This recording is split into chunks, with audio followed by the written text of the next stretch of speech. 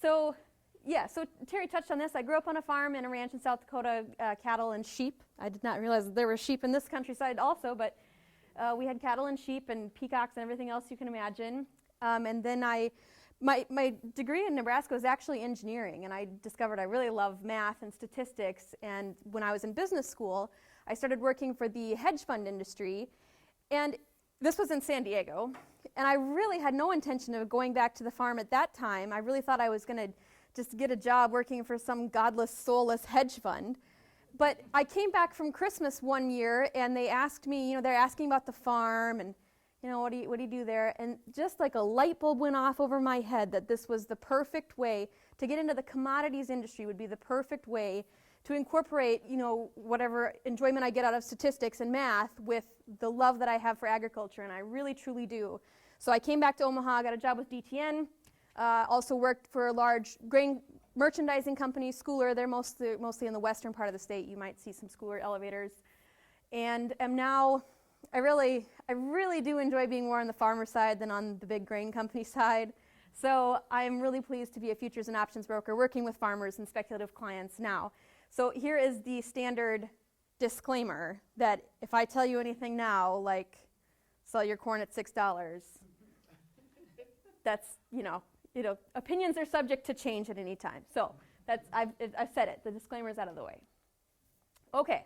So about this book, I was just going to tell you a story about how the book even came to be. I was speaking at a program kind of like this in Monmouth, Illinois, a couple of years ago. And after the presentation, it was a bank meeting, and it was mostly farmers. But after the presentation, a man came up to me, and his name was Jim. And he was a pharmaceutical sales rep. I mean, he was not a farmer, but he had just inherited some farmland from some family of his. And he asked me if there was anything he could read, if I could recommend some book or something that he could read to just get a better understanding of what's really going on, what the grain markets are, how you can understand what changes them from time to time. And I thought, and I couldn't think of any books. There's a textbook that's used for grain merchandiser training. It's a little dry. It's not that enjoyable to read, in my opinion.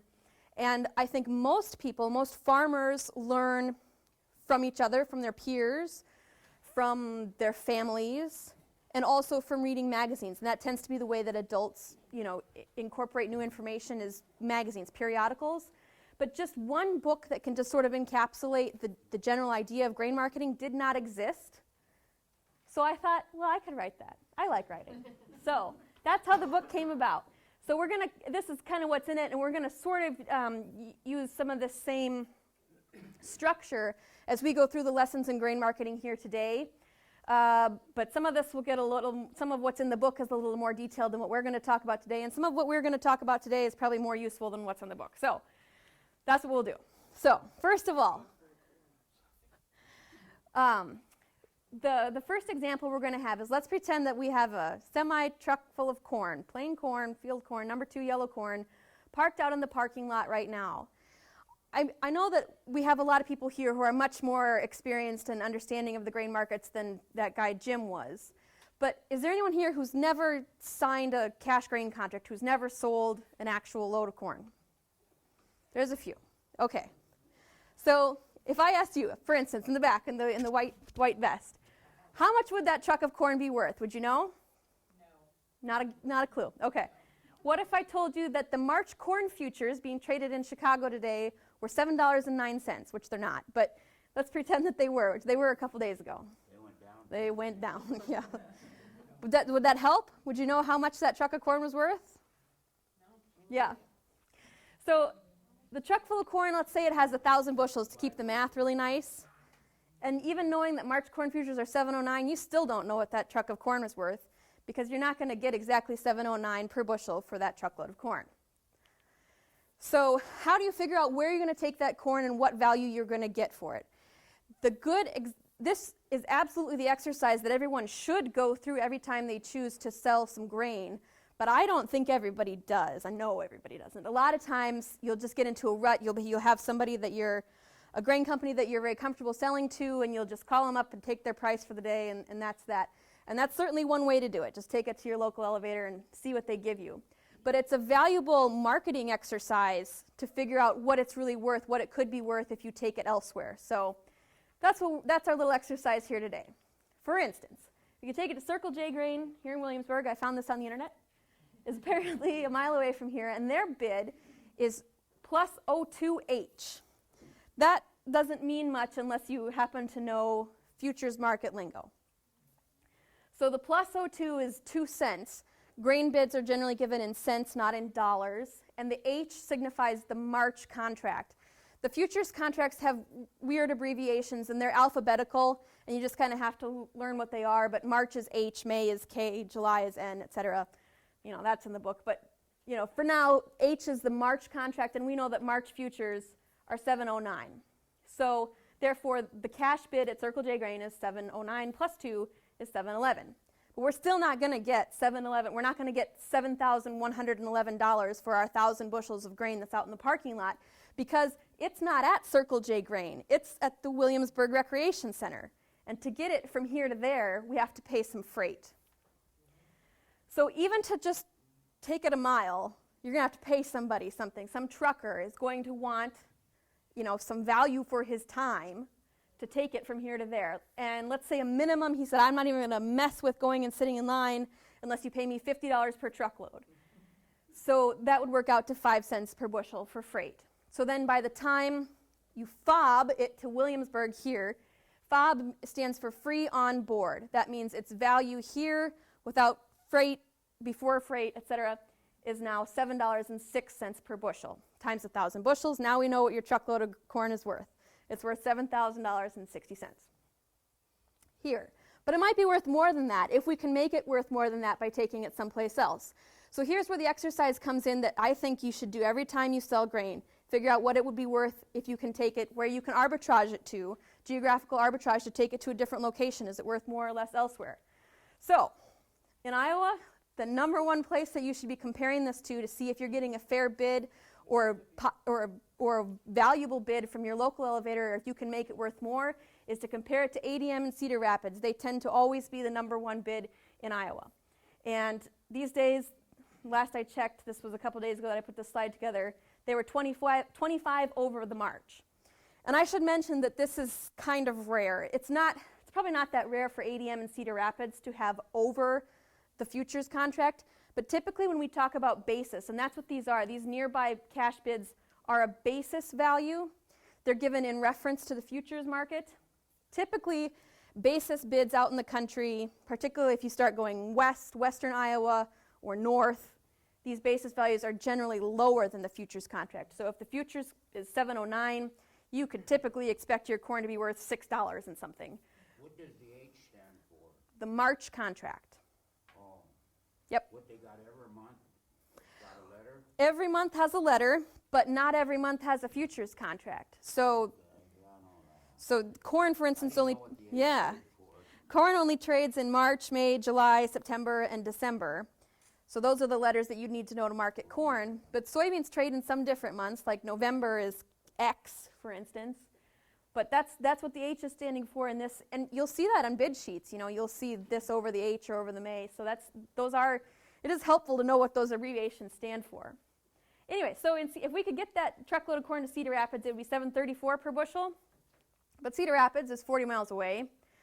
So here's how the math works out to get this real freight value. You're never going to get a truck for that.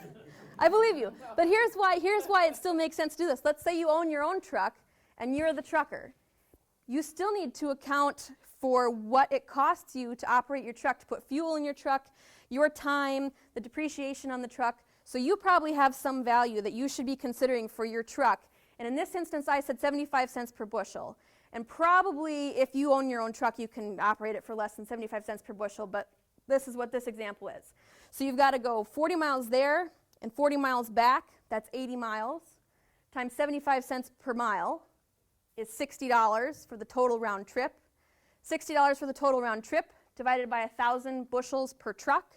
Now you've got 6 cents per bushel of freight to get from here to Cedar Rapids. So you've got to take the $7.34 bid in Cedar Rapids minus 6 cents per bushel. Now it's worth $7.28 FOB Williamsburg. So here in Williamsburg, we can make the corn worth $7.28 if we are willing to take it to Cedar Rapids. So, you know, if you've got the time and willingness to do that, that's what it makes sense to do, according to the math. Well, we'll get into some other complications later.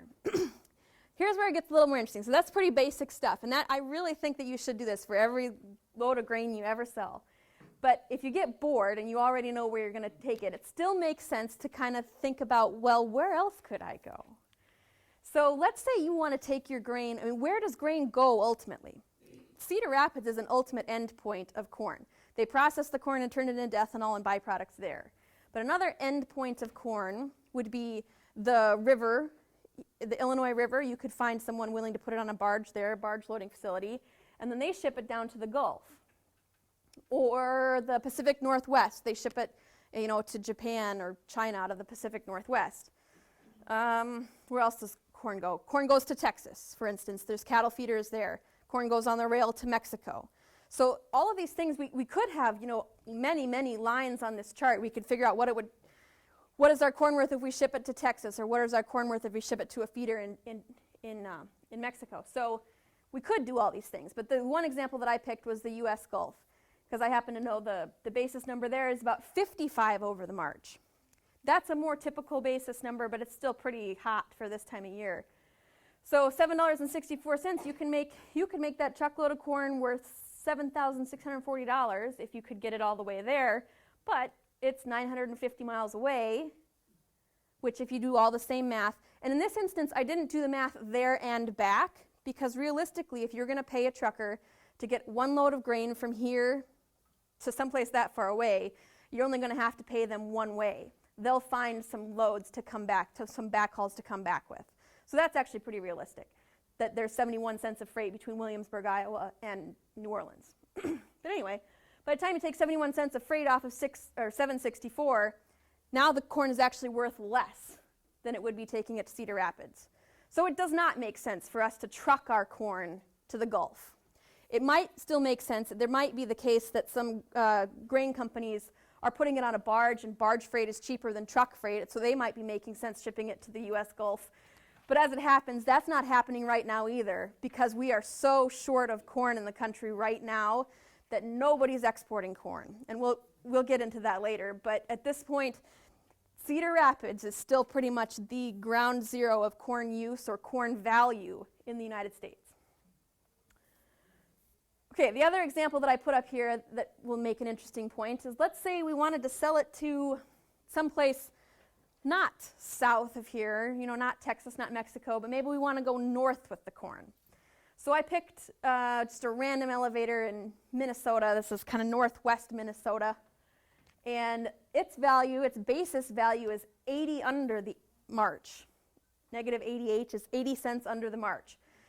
And that's the kind of basis that North Dakota usually sees, or Minnesota usually sees. It's pretty weak. But so if you had this truckload of corn in Stephen, Minnesota, you would only get $6.29 per bushel for it. If we were going to take our truckload of corn from Williamsburg all the way up there, it would take us 51 cents per bushel to drive it there. So by the time we fob it back to Williamsburg, it's only worth $5.78. So obviously nobody will ever do that. That's a terrible idea. But it's useful to point out that corn does not go north. This is a larger point that, I don't know, maybe a lot of farmers never think about, is that corn typically will always move south and west. So if you are going through an arbitrage exercise like this, maybe not even for a commodity like corn, but if you have a value-added commodity, you know, let's say you're raising anything or selling anything, this is the kind of exercise you should go through to figure out what that value is. The other thing that we can point out here is that 71 cents and 51 cents is what, $1.22? And there's more than There's more than $1.22 between these two. So it actually would make sense to put corn on a truck in Stephen, Minnesota, and drive it all the way down to the Gulf. This Minnesota basis bid is incredibly weak. I don't know why it's there. Like, that's a market inefficiency, which means that somebody could be taking advantage of that arbitrage.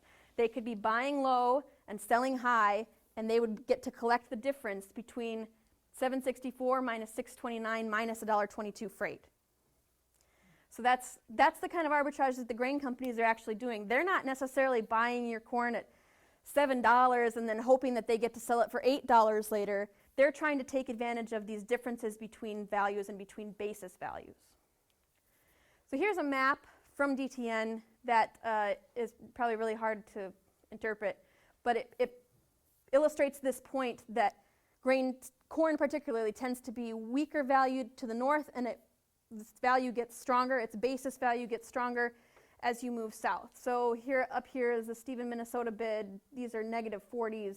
That was even weaker than that, but this is negative 40 basis. Around here you've got a plus 15 basis, looks like in Lamar's. And by the time you get down to Kansas City and thereabouts, now we're 40 over. So you can always make money, or you can typically make money buying cheap corn in the north and shipping it south to Texas or the Gulf. Okay, the other thing to keep in mind, even once we have this math, let's say we have the math and we think we're going to get $7.28 for our corn, FOB Williamsburg, once we take the freight off to get it to Cedar Rapids. We still might not get $7.28 for it, because when that truckload of corn shows up at the ethanol plant, they're going to take a sample of it and they're going to write up a specific contract, a cash contract for that specific unique sample of corn. And it may be kind of high moisture, it may have a lot of damage in it, it might have foreign material in it, and all these things will be accounted for on a cash contract. This is just an example that I have from back in my merchandising days, and it doesn't go into a lot of detail. But the point is that they can discount. There's going to be different discounts at every different place you take it to. So if it's worth $7.28 here, that's before discounts. By the time you take off, 5 cents for low test weight or high moisture, you still may not get that. So there's another thing to put on your matrix. If you go back to that matrix and you're looking at all the different places that you could take your grain, consider how much they might take off, not only for the freight, but for the quality factors. So that's something to think about. If all you're going to do, the simplest thing to do to be a grain marketer, lessons in grain marketing, is to just take your truckload of grain to somebody and have them spot it out on a cash contract. But even doing that, you're going to have risk, because in this specific sample of grain, in this cash contract, you don't know exactly what they're going to discount you, and it can be hard to get out of that contract once you've entered into it. Let's say you don't want to just sell the truckload of corn today. You want to sell it 3 months from now. You want to store it for a while and take it there 3 months from now. They will write you a forward cash contract, which has all of the same terms, and it has a price. They'll tell you what the price is today. But once you sell them that, once you sign the contract, they can account for that grain in their own accounting, in their own position. And so all the things that happen to the market, you can't change it. Let's say you sell them corn for March at $7 today, and then March comes around and corn is $8 per bushel. You can't get out of the contract. I mean, you can, but they're not gonna be nice about it. They're under no obligation to be nice about it. So it's really hard to get out of cash contracts. It's really hard to change your mind. It's hard to have a flexible marketing plan with cash contracts. So that's something to keep in mind, even about this easiest way to market grain. The other thing to keep in mind about this easy way of marketing grain with just the cash contracts is the counterparty risk. So let's say you've sold this truckload of corn that's out in our parking lot. We sold it to whomever, ADM in Cedar Rapids. And before they get a chance to actually write the check and send us the money for that grain, that $7,000, they go bankrupt. This is why I feel safe using the ADM example, because it's really unlikely that ADM is going to go bankrupt. No, but this has happened. And this, it's happened in Iowa. It happened in South Dakota a couple years ago with a sunflower purchaser. People do go bankrupt, particularly, I don't want to say ethanol plants, but they do. Obviously, we know examples of ethanol plants going bankrupt. But small livestock feeders, places like this, livestock feeders aren't even bonded. Most elevators and commercial grain companies will be bonded by the state, so you have some level of accountability that they're going to have something to pay you. But livestock feeders are not legally obligated to be bonded, so I'm not trying to tell you don't sell your corn to a livestock feeder, but something to keep in mind, particularly in years like this year when the markets are very volatile, you should be paying attention to who you're writing your contracts with, and you should be thinking of what their financial stability is. because they may not be able to pay you, or they just may not pay you. They're also worried that you might not perform on the contract. If you sold them that corn at $7 and the market goes to $8, they're going to be worried that you're just going to skip town and go take that corn to somebody who's going to pay you $8. And in that case, they're on the hook for all that dollar in the market that they've lost in a hedge. So, of course they can sue you. This is a legal contract. And you can sue them if they don't pay you, but if they're bankrupt, good luck. So even this cash grain marketing, which is just the easiest, most straightforward way of marketing grain, it has risks. And it also has this market risk. Like I said, what if the price changes? What if we sell that grain to Cedar Rapids today and we get $7.28 for it, but then tomorrow or the next day the market goes up 40 cents and we could have got $7.68? Aren't you going to feel like, gee, I wish I had $7.68? So how do you know what the market's going to do? What if you believe the market is going to go up? So what if the price changes? That's the next thing to consider. Well, one of the things that can change about the market, the market risk that can change from one day to the next, is the basis. So we've already talked about what basis is. It's that bid that distinguishes between one cash grain buyer from another.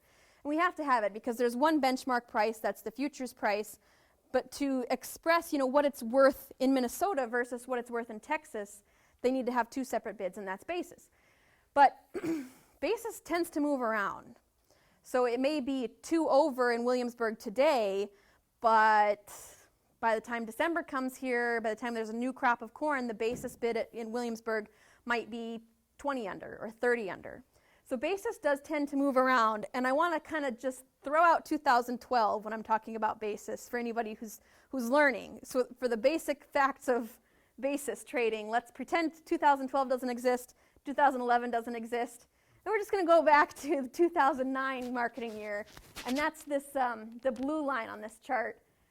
That's the actual national average corn basis level. So if you took all of the basis bids in the country and you average them together, you get an average cash price, and you compare that average cash price to the average futures price, and that's the national average basis level.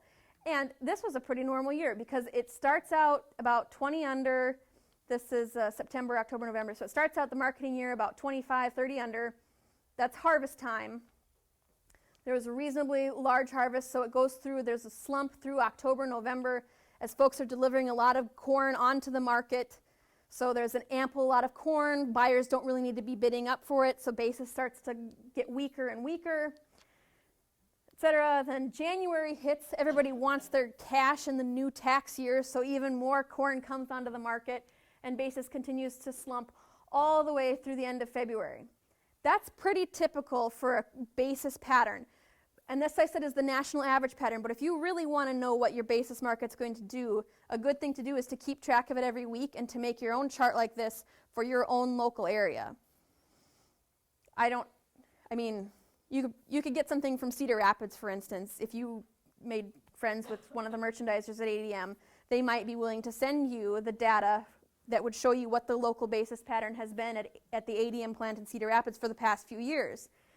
They might not, I don't know. But anyway, and then what also tends to happen is it tends to get a little stronger in the spring sometimes because people have got it tucked away, they've got all the cash they need, and so basis starts to heat up again in the spring and can stay kind of steady. And this is a pretty average year, about 20 under, 30 under, 40 under for national average basis. Okay.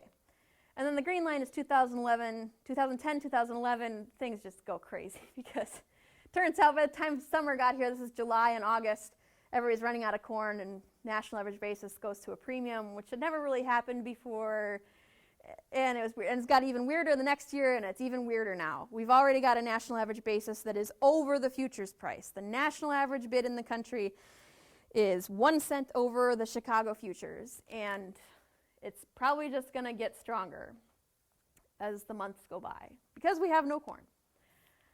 Okay, so that's one thing to consider about when you're thinking of when to market your corn. When do you want to sell? What if the price changes? The basis can change, and you have some ability to predict as how that basis may change. The other thing to keep in mind about what if the market changes, how do I know when to sell my grain, is to look at the carry. Who here has heard of the word carry before? A few. Not everybody. Okay, so I am advancing information today. This is good.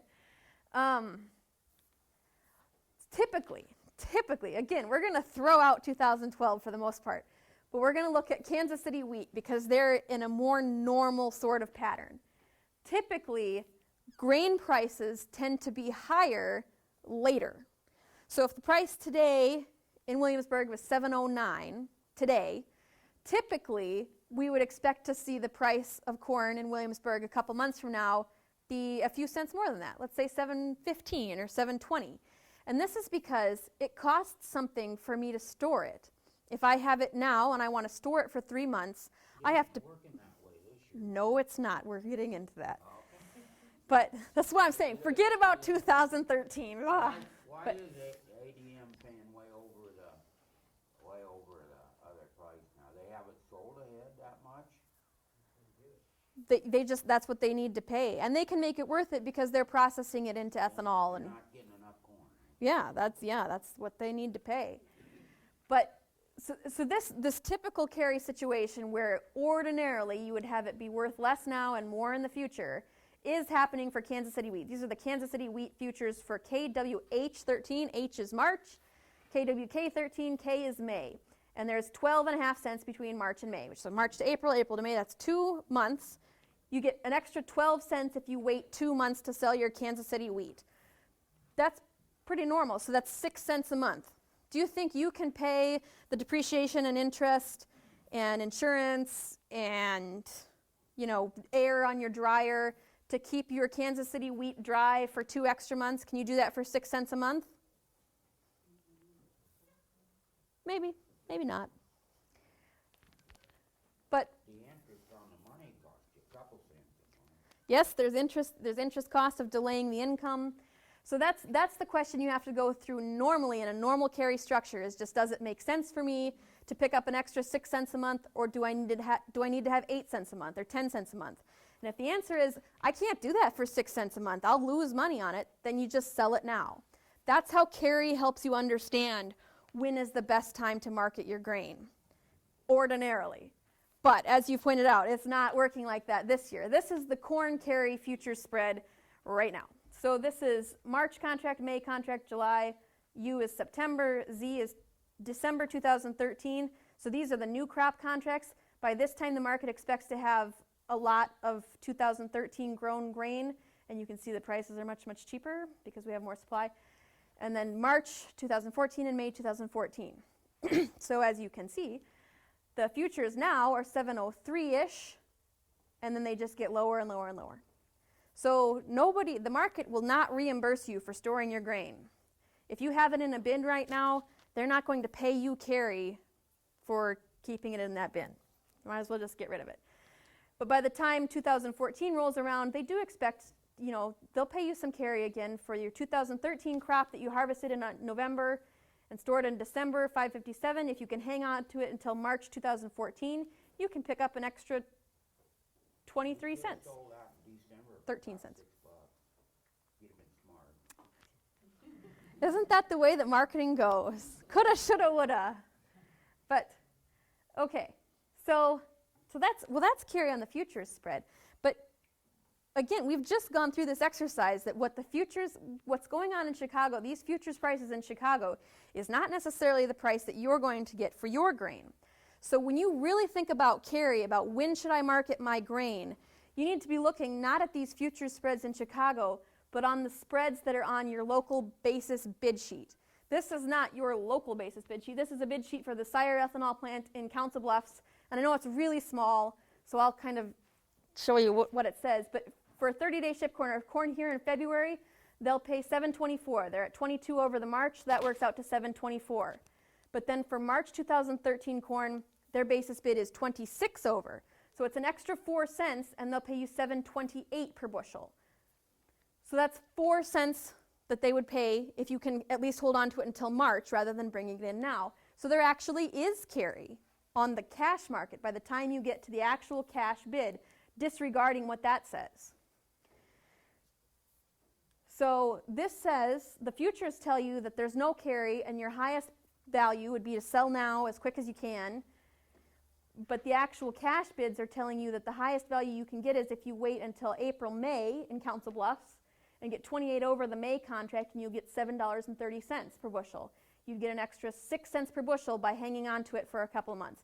And it may be that it's not really worth it, right? It might actually cost you more than 6 cents per month to carry it for that long, but this is the best they can do. So there is actually, the peak of the cash market is showing up in April and May, and this has been pretty consistent. I was looking at some values in Cedar Rapids and in this area, and that was, and actually even the basis bids at the Gulf are consistent like this too. It peaks out, the actual cash prices peak out for the April-May time frame.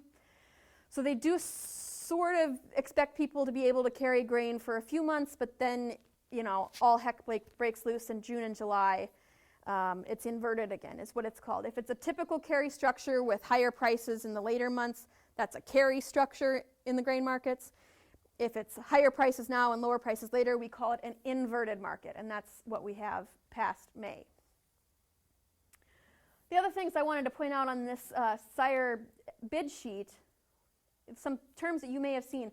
If you've never marketed grain, maybe you've never looked at a bid sheet, but I encourage you to go to whoever you're involved with, your operation, the reason that you're here, ask them for a bid sheet and take a look at it and see if you have any questions about it.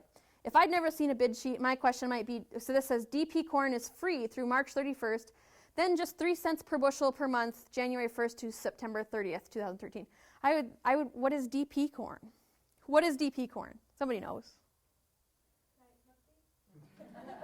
Okay. DP corn is delayed price.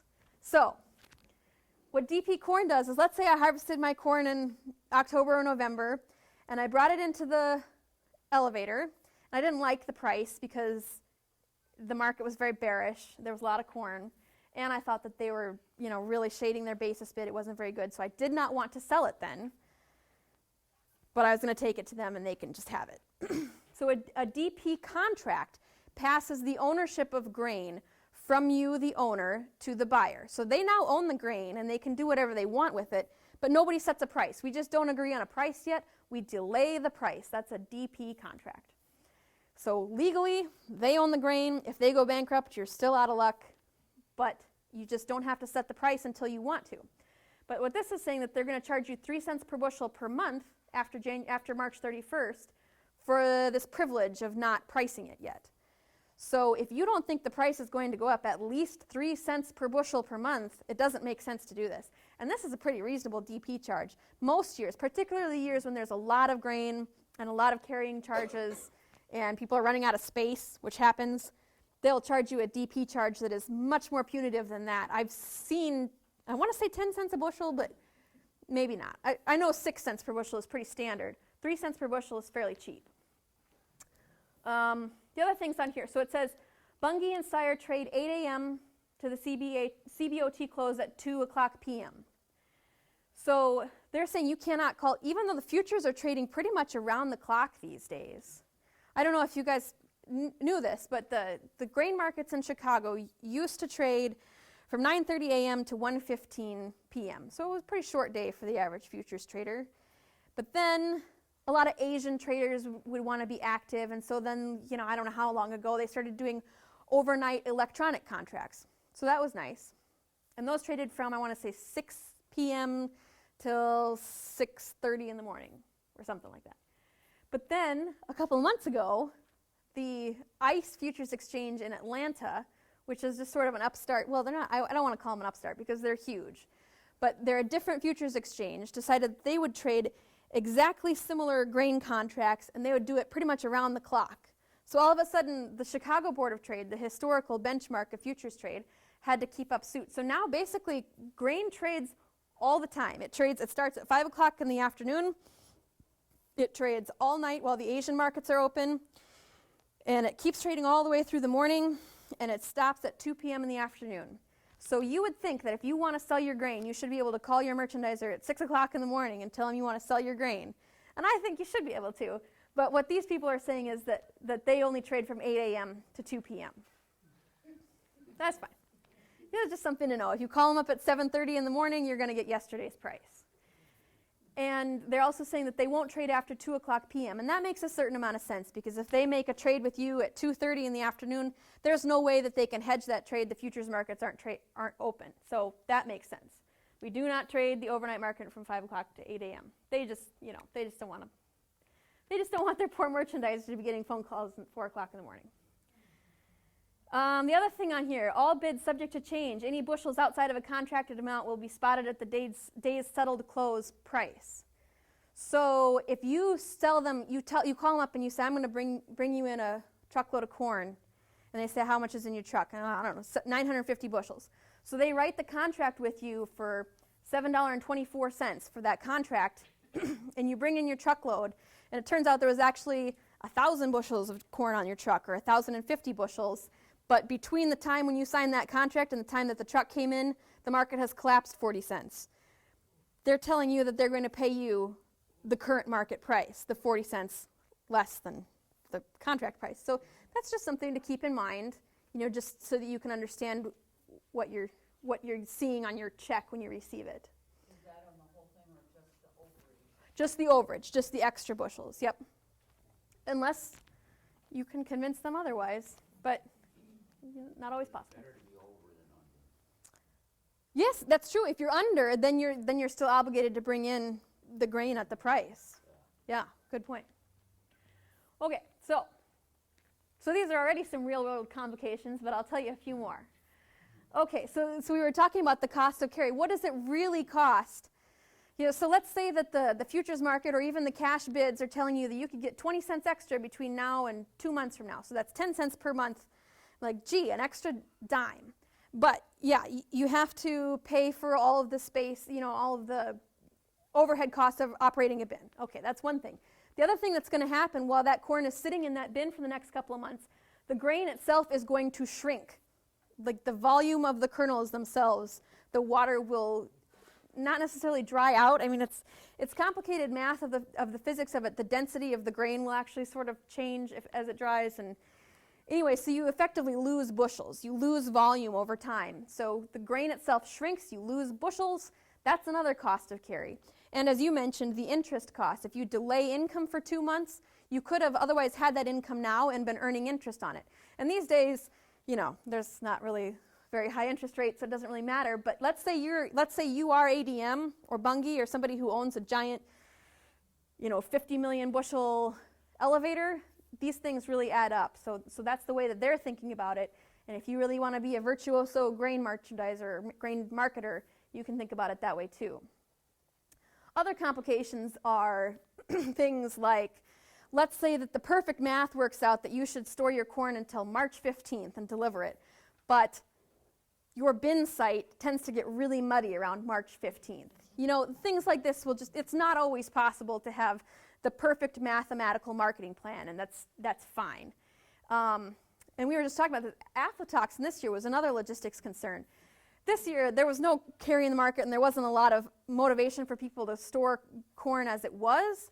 And on top of that, everybody was worried that they store a little piece of aflatoxin. Let's say one kernel of aflatoxin was in a field, and they didn't know, they can't test for it, or it just doesn't logistically make sense to test for it out of every, hopper load from your combine, and you just don't want to put it in a bin and wait for the whole thing to blow up and turn into aflatoxin. So there's all kinds of reasons, just real-world complications, why you might not have a perfect mathematical marketing plan, and that's fine. Other complications, things like obligations, and this isn't so much for farm marketing, but I was noticing up in South Dakota they have these giant piles of corn still, and I'm thinking, why are these elevators, these co-ops doing this? There's no carry in the market for them. They should have been motivated to put all of that stuff on the train and send it to Japan and just be done with it. But they have contractual obligations with their local ethanol plant to supply that ethanol plant with grain throughout the year. So again, sometimes grain companies have to do things that don't make perfect mathematical sense. But I'm sure they get reimbursed and they'll be fine. And okay, now this is the real thing. The best basis value may not be at the same time as the best price. That's pretty common. So the seasonal patterns of the grain markets, you tend to see the highest the seasonal high in corn prices, for instance, tend to be about March. And seasonal high in soybean prices a lot of times will be in February. But your basis value might not be the strongest until summer. So how do you get it so that you sell each of these things at a different time? That's the next step into grain marketing. So we're going to get beyond the world of just simple cash grain contracts. Now we're going to get into futures hedging. Futures hedging allows you to set the overall market price, that price that's being traded in Chicago, independently, and then set your basis and your cash grain marketing decisions at some other time. And you do this by a hedge. A hedge is just, it's a substitute position. So if you have physical grain that you're going to have to sell, you can make a substitute sale for that grain on the futures market. If you sell a futures contract, you're not actually selling physical grain. You're just selling a financial contract that's being traded by some guys in Chicago. So what happens with the hedge is you have two, perfectly parallel positions, and as one of those positions loses money, the other one will gain money. And the net result will always work out to one set-in price that is the price that you started at when you made the hedge. So that's how futures hedging works. And kind of to prove this to you, here's another DTN chart that I ripped off from them. And it shows you, again, this national average cash bid. These here are the important ones. So this is the four-year average of the CBOT prices. And then the black line is the 4-year average of the national cash index, which is the national average bid. And you can see that this starts in the September of marketing years and ends in August. And you can see that there's certainly some times, like here's February, March time frame, where the futures is reaching a peak, but the difference between the futures and the cash price is quite wide. Whereas there are other times here, we're getting closer into summer, where the difference between the futures price and the cash price is very narrow. So if you decided to sell the whole thing right now, you would have gotten, $5.60 per bushel, let's say.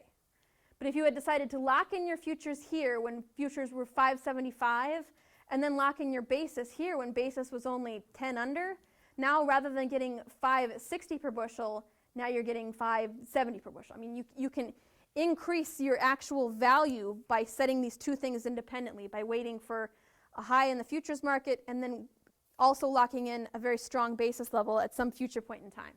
So that's the point of futures hedging. I don't know if I've explained it very well, but that's the idea. The trouble with it is that if you just call up your elevator and sell a cash contract, it doesn't cost you anything. It doesn't seem like it costs you anything. It's a free contract. They're just pleased to buy the grain. But if you start futures hedging, now you need to open a brokerage account. This is like trading stocks. It's a separate account, and they are going to want money. They're going to want actual cash money. You're going to need to write an actual check. You can get a phone call every morning, multiple times per day if you don't respond to the first phone call. And the amount of money that they just want some upfront money, because when you start trading futures, there's a real possibility that you might lose money trading the futures. And if you're hedging correctly, it's perfectly possible and perfectly okay to lose a little money on the futures side, because you know that the cash grain market will be going up at the same time. Does that make sense? If the futures market is going up in value, and you've sold futures to hedge a future sale, the cash market will also be going up in value.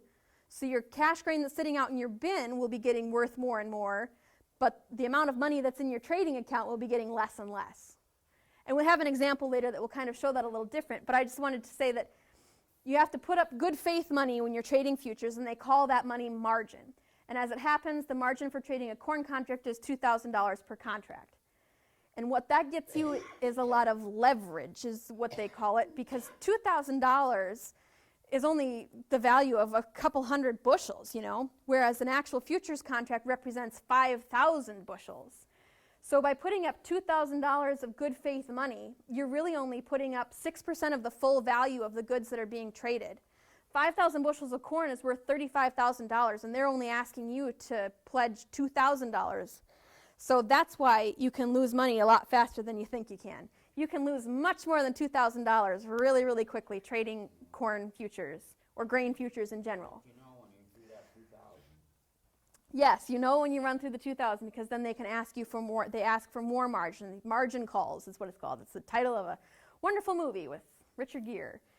So here's the experience of losing money in hedge losses.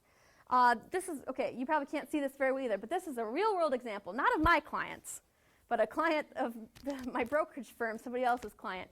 This was in July 12th of 2012, so this past July. Do you remember at the end of June, corn prices had been going down, and then everybody finally decided for real that there really was a drought. It finally became clear to the market. So futures prices started going way up. What this guy had done is he had decided, starting in, this was June of 2011, he had started to start hedging December 2012 because it was 587. He decided, I can make money growing corn at 587 next year. So he starts hedging, a few bushels or a few contracts at a time. And by the time July 11th came along, he had sold 50 corn contracts. So that's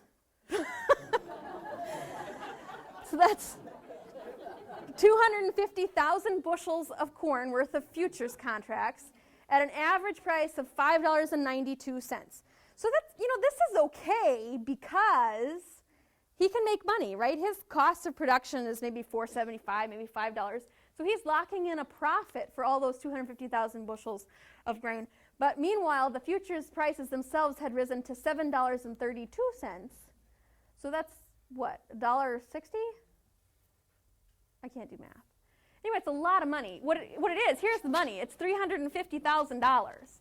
It's a $350,000 loss in his trading account, in his actual brokerage account. And that meant that on this particular day, go back, he has a $27,000 margin call. His broker was calling him up saying, send me another check for $27,000. After days, this has been going on for days, let me tell you. After days and days and days of calling him every day asking for a $27,000 margin, not a check either, a wire. Because at this point, this was when the MF Global thing was going on and everything, maybe you guys didn't know about that, but a brokerage firm went bankrupt right around the same time. So the brokerage firms themselves were really, really antsy and they wanted their money instantaneously. So anyway, that's how futures hedging really feels.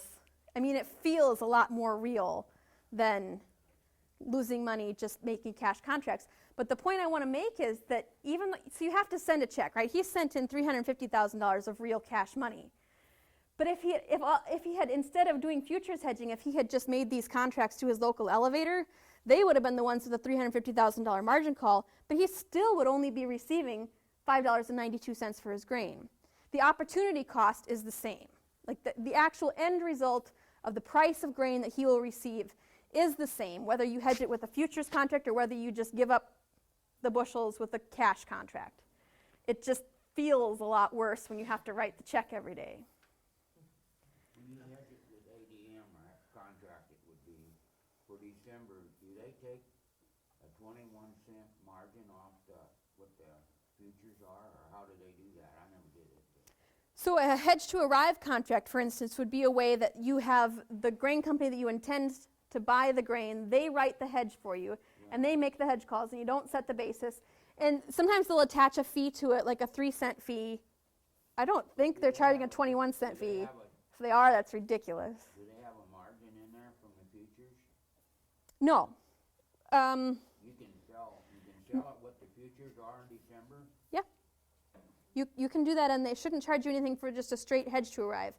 They might ask for upfront margin money if you start trading options through them for your own account, which you can do. That gets more complicated. If you start selling options, which they're called like a premium contract. Yeah, that's when they start asking for margin money. Otherwise, if you're just doing a hedge to arrive, it's probably like a 3-cent fee. Does ADM take a margin call off the futures when they have to buy the futures to cover you? That's their problem. Oh, that's their problem. Yeah. You can sell December's Yep. futures for what? Yes, if you back it up with grain, absolutely. And then they just hold the hedge, and yes, they have very huge futures positions, obviously, lots and lots of money. And that's why they are as large as they are. That's why they're able to do that, is because they have a very large balance sheet. Whereas if you're a farmer, I mean, this farmer, I don't know, apparently he's still in business, I don't know, but his $350,000 margin call, if he had an understanding banker, it all makes sense. The banker knows he's going to get $5.92 for his corn, but it still is kind of a big chunk of your balance sheet. The problem is a lot of these graphs will lie. I mean, you can't go from one year to the next. Oh, yeah, well, I was just going to get into that. So your options are, you can just sell a cash contract. You write up a contract with ADM or whoever for either right now or for a forward time frame, or a hedge to arrive where they're just holding the futures price and you set the basis later. Or you can set the basis now and set the futures prices later, or you can do a deferred payment where you just set everything later. Or you can do these designer contracts where, yes, you don't want to get mixed up with a hedge to arrive from one crop year to the next. Because if you hedge according to today's futures price and then you bring in 2013 corn on that, the price between today's futures and 2013 futures is $1.50 away. They're going to make you pay that $1.50. Yes, absolutely. So that's the kind of thing that you can really get into trouble with some of these designer contracts, or even the hedge to arrives. So the point why you wouldn't necessarily want to do that, why you should be the one paying the $350,000 margin call, or why you might prefer to be the one paying the $350,000 margin call rather than letting ADM pay the margin call for you, would be that you don't have to bring the grain to ADM. Once you sign a hedge to arrive contract with ADM, they can account for those bushels. It's theirs. They don't really have to bid very hard for it, and if they go out of business, you don't have any place else you can take it. Or if somebody else starts bidding a lot more for it, you can't take it someplace else. So that's why some people are compelled to operate their own independent futures hedges. But if you are fairly confident in your local co-op or wherever you want to take your grain, I a lot of times tell my clients to just do the hedge to arrive with them for a pretty large portion of it, because then you don't have to be paying $350,000 at a time. But the other thing is, you can't really change your mind. So yeah, that guy who had sold 50 contracts, what I would have done if he was my client, on about July 1st, I had everybody pull their hedges. So that would have been an option for him. He could have just stopped losing money right then and let the markets keep going up. Whereas if you had sold it to ADM and somebody else was holding your hedge, you can't get out of it, really. It doesn't really work very well to pull the hedges. So there are reasons why you'd want to be running your own futures and options account. It makes you more flexible. You can manage your own basis and carry, and you can sell pretty far out. Probably ADM won't write a hedge to arrive with you for 2016. I don't know, maybe they would, but I doubt it. But if you run your own futures account, you could be locking in 2016 corn right now at about $5.40. I checked yesterday. There's very little volume. Nobody's doing this, but it could be done. And then we can get into the options. I don't know if it would be valuable for this group to get into options. I did see on the back table there was a really nice handout from Iowa State that does a really great job of explaining options, and I've got it in the book also. Think of options like crop insurance. And in fact, crop insurance should be thought of as an option because it is part of a hedging tool. The revenue products for crop insurance basically set a market price. And they don't set it for all of your grain, they set it for whatever proportion of your grain that you choose to sign up. But what it effectively does is gives you a minimum price. And options can be like that. It gives you the option to sell grain at a certain price, but you don't have to do that, so you don't have to participate in losses if the market moves the other way. So if I buy a put option is one kind of option, a call option is the other kind. If I buy a put today for December corn, I will have the option to sell December corn futures at about $5.40, I think they are. I don't know what they are today. But when December comes around, I will have that alternative that I can sell them at $5.40. But if the market is $7, I don't want to sell them at $5.40, and I won't have to. That's what options do. You lose the premium that you pay into it, which is like crop insurance, right? The language is the same. You have a premium. You pay a fee, effectively, to be able to participate like that, to have that flexibility. And the premium... And you pay a price to do it, yes. And the premium that you pay to do that can change over time. So you can be trading the options themselves, and they lose value from one moment to the next, or gain value from one moment to the next. You can make money trading options without them ever even being in the money, without them ever even being, a valuable thing to exercise. So I don't know how much more we should get into options. Probably not too much. We're running out of time. But the other thing I wanted to mention is these over-the-counter contracts. And the reason that I mention them, they're kind of like, they can be anything. You could write an over-the-counter contract. You and I could write an over-the-counter contract on whether or not what movie is going to win the next Oscar. It's basically like a bet. It's a formalized bet. It really is. But it can just imitate a futures contract, or it can imitate a very simple option contract, or it can describe a very elaborate option contract, one that averages a price over time, an Asian option contract, a binary option. I mean, there's all kinds of fancy over-the-counter contracts, and the reason that Cargill, I don't think ADM does very much of it, Wells Fargo was doing a lot of over-the-counter contracts. The reason that they do it is that they earn a premium on it, and because it can be more flexible, and because it gets them bushels. But basically, anything you can design can be written up as an over-the-counter contract. And the reason I mention it today is because there may come a time politically when we don't have crop insurance anymore. And if we didn't have crop insurance, if we didn't have federally subsidized crop insurance, how would you have that nice way to put a floor under your grain, know that you will receive at least this much for the value of your production, without having, you'd never have that exact format from a futures contract, or even from trading your own options, because they'd be more expensive, and they perhaps wouldn't take into account the effect of weather. An over-the-counter contract could even include a weather event. You can write a put option, for instance, on how much precipitation is received at the Williamsburg, is there an airport somewhere around here, like a little airport, like a little National Weather Service station? Every National Weather Service station, they have the data for the past 50 years or more than that. So the options writers, the statisticians, can figure out what the probability is that you would have this much rain next year or not that much rain next year. And they can write a premium. They can tell you, pay me $2,500 now, and if you get less than 3 inches of rain this summer, I'll pay you $10,000. So weather options can exist. And if we don't get federally subsidized crop insurance, you'd have a private crop insurance industry, but you would also have the opportunity to be writing over-the-counter contracts with the companies that do that. If you want to look into that, those weather options, there's eweatherrisk.com is the company that I've done a couple through. And, I think they're really slick and cool, but they don't usually make a whole lot of sense because they're kind of expensive, because they're not federally subsidized.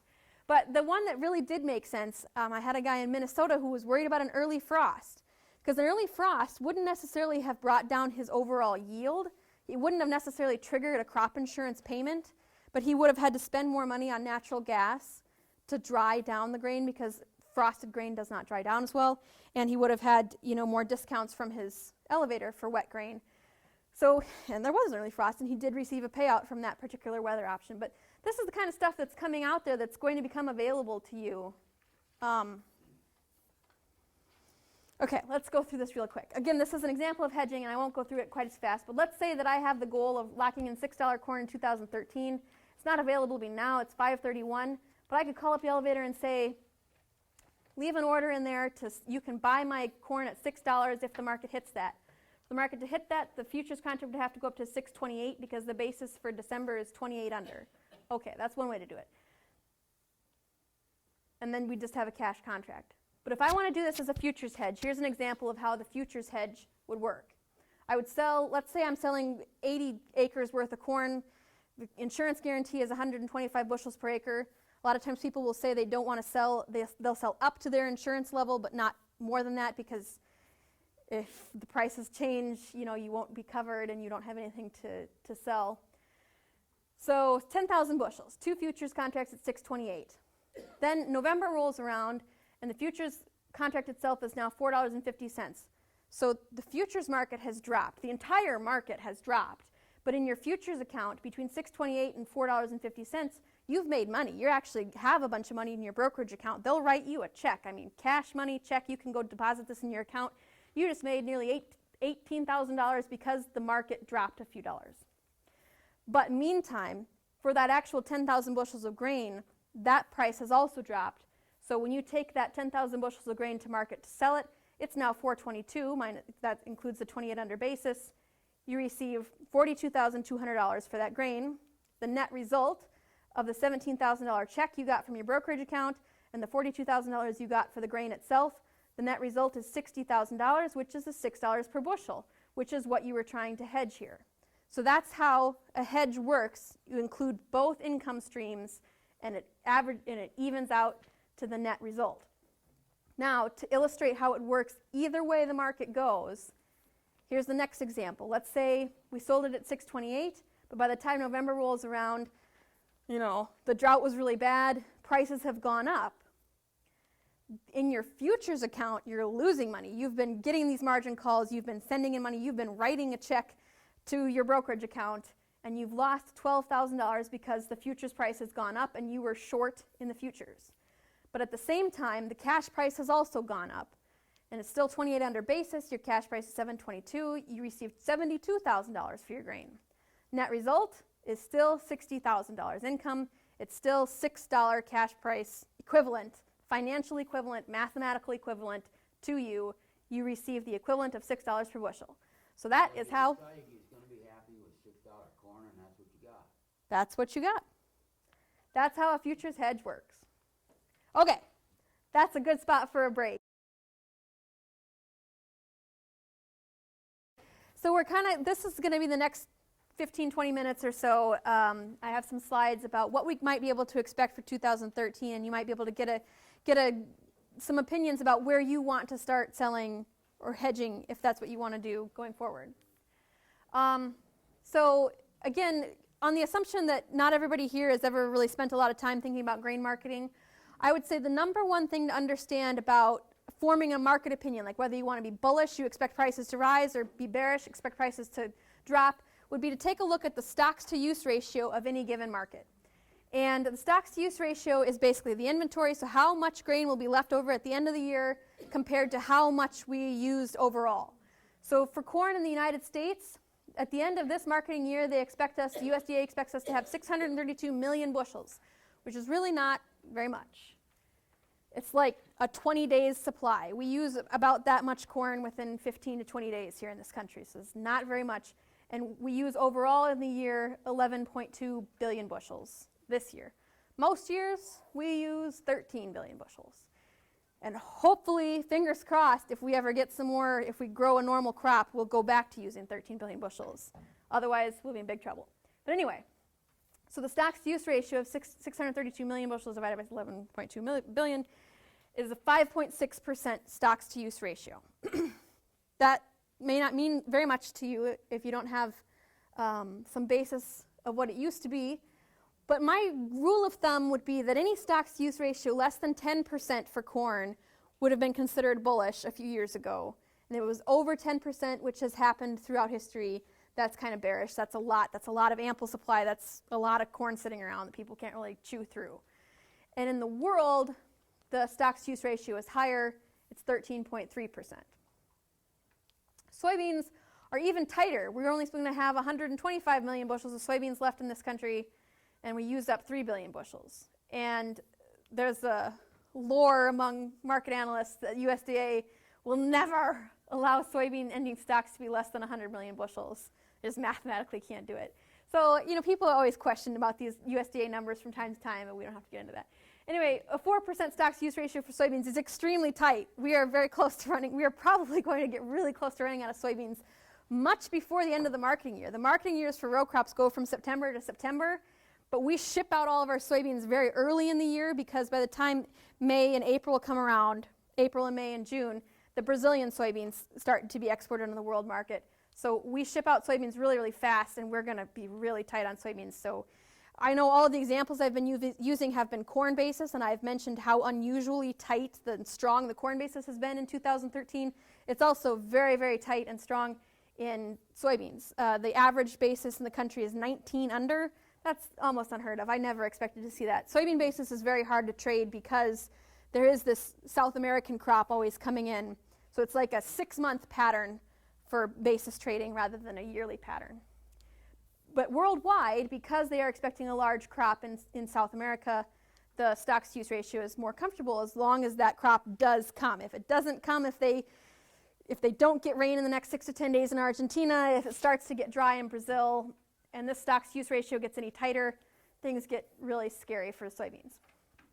Whereas wheat, so I include wheat on here. I don't know that very many people around Williamsburg, Iowa grow wheat, but I include it to show you what a normal stocks-to-use ratio might look like, 28%. We have about 1/3 of the wheat that we grew in the country is never going to get used up this year. It's just going to sit around as extra inventory. And that's the case for the world also. And that, it makes sense that wheat, especially globally, has a more stable stocks-to-use ratio. It's not as wildly up and down from one year to the next because it's a staple grain.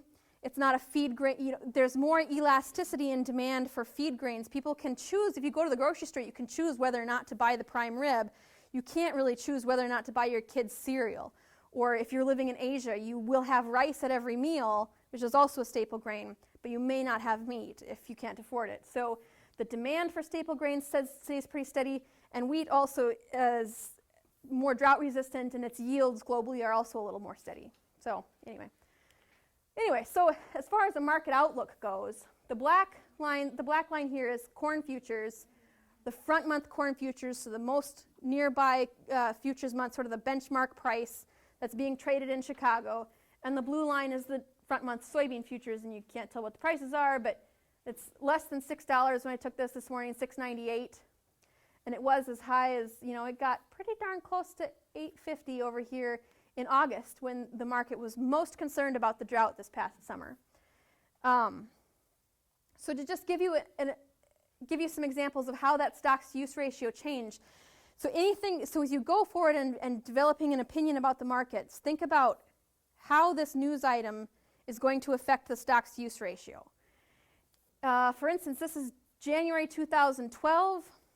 The USDA's quarterly grain stocks report telling the inventory of grain came out that day and showed everybody that in 2011 the grain crop was larger than they realized. That means that the stocks-to-use ratio would be more comfortable. We have plenty of corn. It'll be fine, said the USDA, and corn prices specifically dropped 40 cents on that day. So that's an example of a news item, and how that news item affects a stocks-to-use ratio gets directly reflected in this market. Here again, here's the end of June. Like I was saying, everybody finally realizes there really is a drought. If there really is a drought, the stocks-to-use ratio will suddenly become very, very uncomfortably tight. We won't have any inventory. So all through the month of July, this is when that guy was paying his $350,000 margin calls, and it carried on up into August. So that's how these things happen. And as you can see, things have sort of stabilized, hopefully, rather than just going crashing down. At this point, this is when we reflected the drought most fully. The market really felt and anticipated the full effects of the 2012 drought. And now we've destroyed some demand. Think about how does that affect a stocks-to-use ratio? Every time an ethanol plant goes out of business or decides it can't afford to pay for it anymore, or it can't find the grain, like it literally does not have enough corn to keep running, that affects the stocks-to-use ratio because there's less use. So that has sort of happened over the past few months, and that has stabilized prices, and that's sort of the situation we're in right now. So I mentioned the drought in 2012, and last year I was giving talks like this, and I called all of them, the title was The Drought versus the Disaster.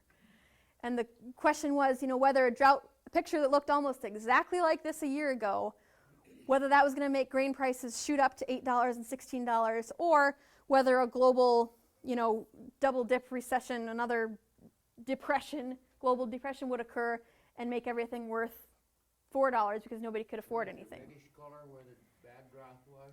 This is the darkest red color is the exceptional drought, and this is not this is now. This is February 5th, 2013 drought monitor, and you can see in Iowa, there's still extreme drought in northwest Iowa, and there's still severe drought probably just about here, but it says it's calling you guys moderate drought right now.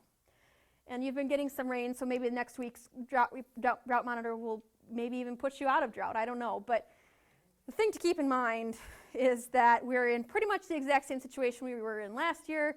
If this drought continues and it falls back down into Iowa and Indiana, you don't know. You can't predict corn yields in February. I can't sit here in February and give you any sort of statistical confidence that I could tell you what corn yields will be like in 2013. But that's exactly what I said last year, and it turns out you could predict corn yields from the drought monitor in February last year. So unless this pattern changes, and as I understand it, meteorological patterns are very hard to change. You need a huge jet stream event to break up these long-term patterns. So at this point, you could get a pretty bullish opinion about grain prices in 2013 if this doesn't change. If that's the case, why is the futures so low? Well, because it's February. I mean, nothing's planted. There's not even any grain in the ground. It's pretty hard to get traders in Chicago fired up about drought when there's nothing in the ground. Even for Kansas City, you look at a Kansas City wheat chart and you wonder, oh my gosh, why is this going down? There is a drought. Like, look at that. There is grain in the ground here in Kansas and Oklahoma, and yet the futures are not very excitable. It's because it's dormant. It's just not the time of year. They want to see it confirmed in the spring, I think, before you'd see the prices change. And that was the case in 2000 last summer too. We knew it all through June and May. Like, you'd drive around Iowa, you'd see corn leaves rolling, and they were just stubby. The grain was just a lot shorter than it should be, but it was still green. And the condition ratings from the USDA still define, because the people would drive around and say green. Oh, it's green, it's fine. It took about July before the markets, I think, really felt that the drought was confirmed. They really started to understand the problem. So it just takes time, I think. So, and it may continue to take time, or it may never happen. I could be entirely... Opinions are subject to change. Okay. So speaking of the 2012 drought, we're running out of corn. I've mentioned this from time to time. We are expected to only export. This is an export chart showing from 1998 to 99 every year up until this marketing year. The blue is how much corn the United States has exported or is expected to export. This year, it's only 900 million bushels. That's less. I looked, and the data only goes back to about 1975 that I could find. I mean, surely they have data farther back than that, but I couldn't find it. And at no point in time have we shipped out less than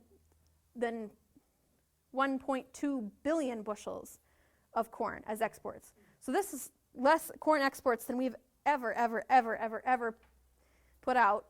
And that means that all these other countries are going to have to pick up the slack. The world still needs the corn. You can see the total balance here. The world will receive the corn. They're just getting it from Brazil is the green, Argentina is the orange, Ukraine is the purple, and India. This little piece from India I would predict is going to be the fastest growing thing over the next couple of years, because they're finally refurbishing their export facilities, and they're doing a better job of getting corn or wheat also out of their country. So the concern about this is sort of a bearish chart, because if we have weaned the world off of U.S. corn, what happens next year when we've got twice as much, or maybe more than twice as much corn that we would like to export, but now nobody needs it because they've figured out how to get it from Argentina and Brazil and everybody else? In the next upcoming years, after we've destroyed this demand because we have so little corn this year, which is legitimately bullish, like there's no doubt. I mean, we really just do not have the stuff, and they need to pay us a lot for it, I think. But in the upcoming years, when we go back to normal yields, things could get really unpleasant for grain farmers. But this is a chart of the inflation-adjusted values of corn and soybeans. So the solid lines is the corn and soybean futures prices indexed, and the dotted lines are the inflation-adjusted prices. From 1973-74 area is when Russia started to import global grains, and there was a sudden run-up in U.S. grain prices. But also here in the 80s, people were paying more in real terms, in real dollar terms, than they were paying now, even at the height in August. I did this in August when corn prices were $8. And it's not impossible for the U.S. consumer to figure out how to reimburse the American farmer for $8 corn. U.S. consumers spend 6% of their paycheck on food when they go to the grocery store, which is less than in any other country in the world. So getting people to be able to pay these prices is not necessarily the problem, is not the demand destruction problem long term for supply and demand stocks use ratio for your bullish or bearish opinion. The problem is that there just isn't the stuff there. We've kind of weaned them off of it. We can just skip that chart. So speaking of weaning people off of the corn, this is a chart of the cattle inventory. It's a messy chart because these blue lines show the slaughter, but the red dots show the cattle inventory in this country from 1970 to 2012. And you can see that we have fewer cattle now than we have had at any point in the past 30-some years. In fact, I believe that if you take this chart back to the 50s, we have fewer cattle in the country now than we've had since 1952. So here again, we have destroyed people who can use our grain. So next year when we come up with 15 billion bushels or 16 billion bushels of grain, who's going to use it? We're running out of cattle to eat it. So that would imply that we would have a very large, ample amount of inventory, potentially in the next couple of years. And honestly, this exaggerates it because actually the pork population has gone up, poultry population has gone up. So it's not just cattle consuming the grain. And the cattle are mostly suffering because of this hay situation. This is a hay chart that I threw in here just to show you that it's not necessarily the high prices of the corn, it's the fact that the corn is not there, the hay is not there, and that's why that herd is diminishing. Speaking of people suffering because of high corn prices, these are ethanol profit margins and ethanol production charts. The profit margin, this is $0. This would make you would be breaking even producing ethanol here in Iowa, according to a theoretical ethanol plant run by the Hightower report. I borrowed these charts from him. And he is saying that you would be losing, 40 cents per gallon, perhaps, making ethanol today, given corn prices as they are today and given ethanol prices as they are today.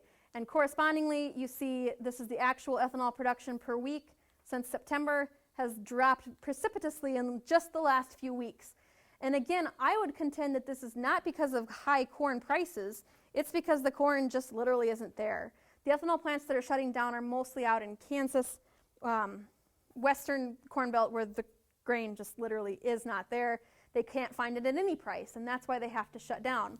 And actually, these losses, these theoretical losses at an Iowa ethanol plant, probably aren't as bad as they look, because a lot of these ethanol plants or ethanol companies have operating agreements with oil companies who really need the ethanol to blend with RBOB gasoline as an octane additive.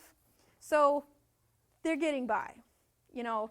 Generally speaking, an ethanol plant is able, or somebody is able, to make about 30 or 40 cents blending cheaper ethanol into higher price RBOB gasoline.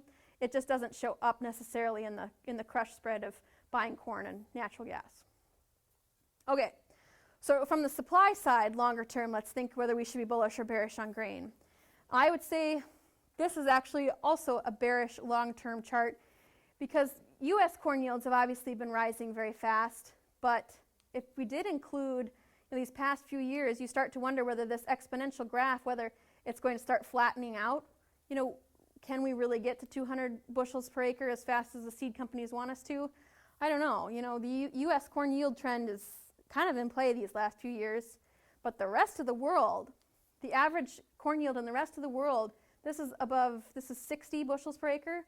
So it's a lot easier to double 60 bushels per acre to 120 bushels per acre than it is to double 160 bushels per acre to 320 bushels per acre. Particularly because the rest of the world doesn't have to sit and wait around for the technology. The technology already exists if it can be exported. The way Monsanto wants to start selling its seed everywhere in the world, if it can succeed in doing that, it would be very quick for the rest of the world to start producing very high yielding corn. And here's a chart from the USDA that makes this point also. This is China's corn area and yield.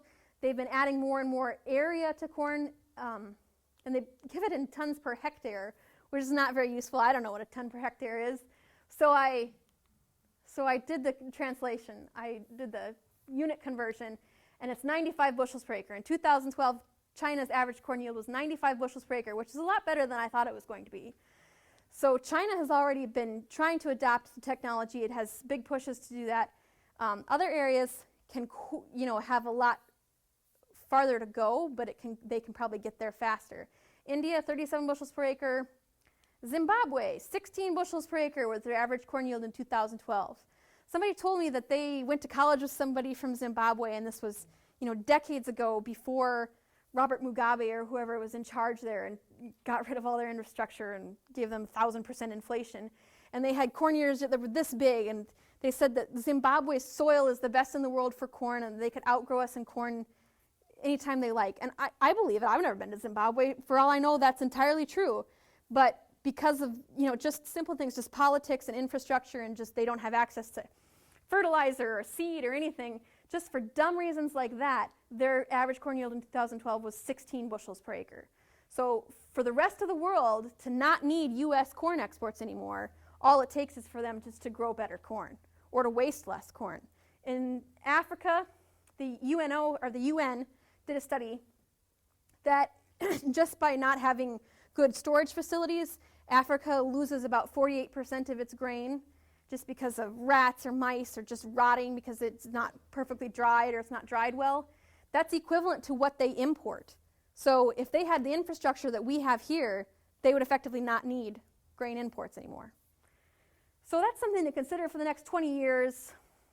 Again, a little bit bearish for very long term, what we could expect as farmers here in the U.S. And these are soybean yields that are a little more flat, 40 in the United States, 16 here in India, 25 in Ukraine. I mean, it's just a little less variable. So to summarize here, what should we be looking for? What if scenarios going into 2013? The crop insurance guarantees that get set, for what price level will the government put on your revenue assurance crop insurance products in 2013? They set those prices by taking the average of the February futures closes throughout the month of February. So whatever the CZ13, the December corn contract, how that trades every day in February, they average it all up. And so far, it would be $5.75. And for soybeans, it would be $13.13. That's what, like a 2.2 to 1 ratio, soybeans over corn. So at this point, it looks like the markets are favoring corn. Folks will be motivated, because of the crop insurance guarantee, to plant a lot of corn in 2013. And can you make money at $5.75 per bushel? If you can, you probably can. This is good. But do you want to be more aggressive than that? Do you want to set a marketing goal? Do you want to just, hedge all your corn at $5.75 and call it good? Or do you want to set a marketing goal that's more aggressive than that? That's where you have to sort of wait and watch that drought, honestly. That's the number one thing that's going to change whether or not you get bullish or bearish over the next couple of months. And the dollar. I included this. This is a weekly chart of corn prices in the black and the dollar in the green, and you can see they're kind of like a mirror image of one another. At the points in time, this is 2010 when the dollar is at a high, grain prices tend to be at a low. This is 2012, grain prices at a high, the dollar at a low. So every time Ben Bernanke makes the dollar go down, that's good news for farmers. And if we did this daily, I had this as a daily chart earlier, for the past week it's been almost exactly. The dollar has been going up and grain prices have been going down at the exact same time. So I don't know about you, but I don't know exactly what the government's going to do, what Ben Bernanke's going to do, or what the dollar's going to do. But that's the other thing. So whether that drought persists going into the spring, whether economic policy changes the dollar, that will tell you whether or not you should be more aggressive than $5.75 or let's say $6 as your goal. And finally, to determine, for you, your operation yourself, is $5.75, can you make money on that? The only way to figure that out is to sit down and figure out what all of your input costs are and what your cost per acre is. And one way to do that, I do this with my clients, and you're welcome to go to this. This is the site. It's www.grainbridge.com/Kub Asset Advisory. You're welcome to go there and sign up. And you can go through GrainBridge's program of putting in, how many acres do you have, what's your target price, and it gives you a target price based on your seed cost, fertilizer cost, chemical crop insurance, et cetera. It's a much longer program, and it actually takes a lot of time to really sit down and do it well. But then that will give you, what is your per bushel cost to produce the grain. Let's say you can produce it, I don't know what this guy, his break even for corn was $4.74. So his target price for whatever arbitrary reason, was $5.10 per bushel. So we're above his target price. I mean, by rights, maybe we ought to be selling like crazy. I haven't been because of that drought, because I still am a little bit bullish for that. And I'm bullish coming up this spring because we have so little grain in the country. I think we might see futures run up again. But from a pure risk management standpoint, maybe $5.75 is a great price. That's pretty much it. That's my presentation. Sorry for keeping you a little extra, but thank you guys very, very much.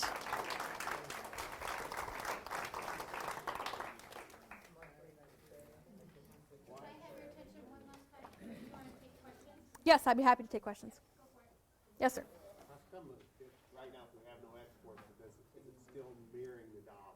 You know, I was just sort of going to mention that when I was showing that chart, is that particularly if this is true, that other countries become, you know, more influential to global exports, I would predict over the next 10 years we'd see that relationship maybe fall apart some more.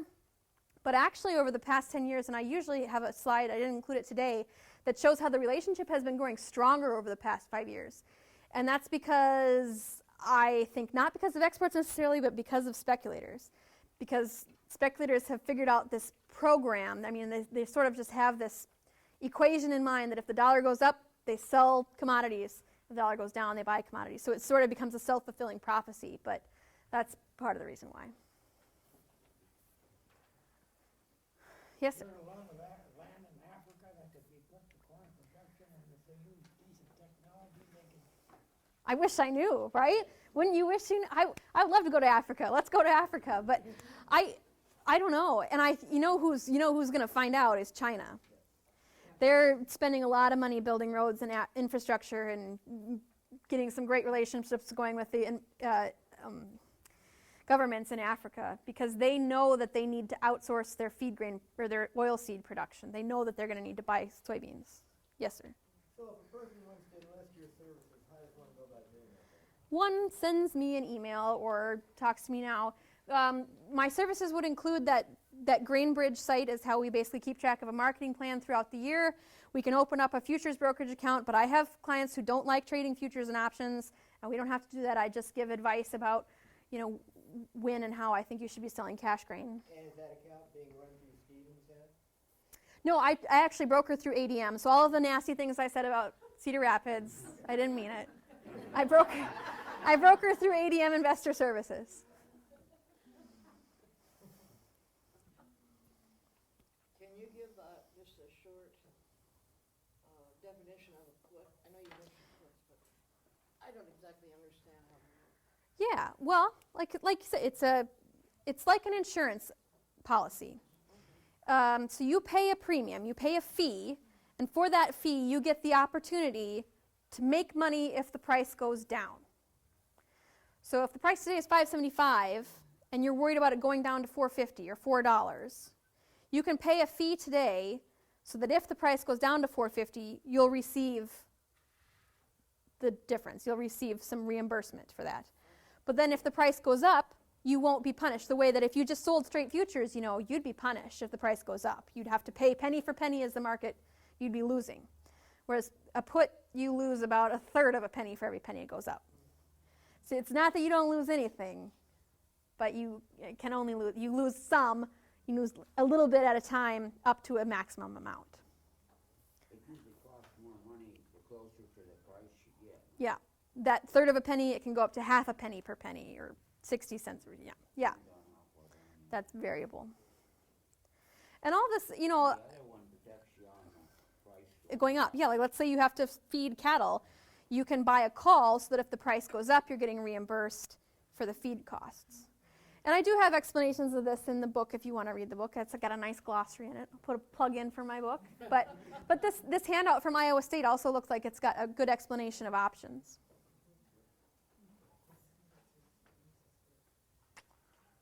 Thank you guys very much for putting up with those talking fast, but we got through it.